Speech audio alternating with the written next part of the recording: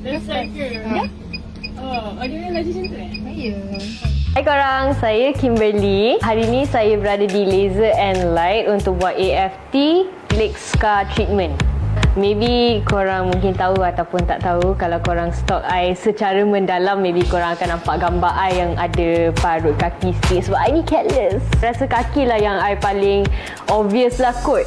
Kalau macam tangan tu kurang sikit. And then lagi satu, I punya buku lali pun dia agak gelap, lutut I pun agak gelap. So I tak pernah buat treatment untuk cerahkan kulit kaki I.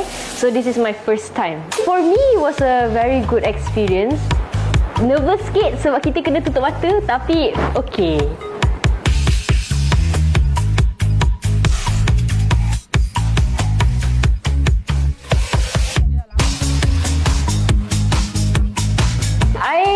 Honestly, sejujurnya tak expect nampak perubahan yang ketara for the first time. Tapi, I'm surprised lutut I dengan buku lali I memang nampak ketara perubahan dia.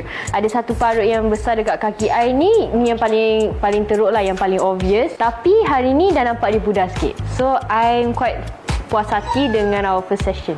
Kalau korang ada masalah kulit gelap di bahagian badan korang yang lain, korang boleh datang ke Laser and Light untuk try AFT treatment. Dan kalau korang macam I yang kuat jatuh semua tu, bolehlah datang untuk hilangkan parut kat kaki korang tu.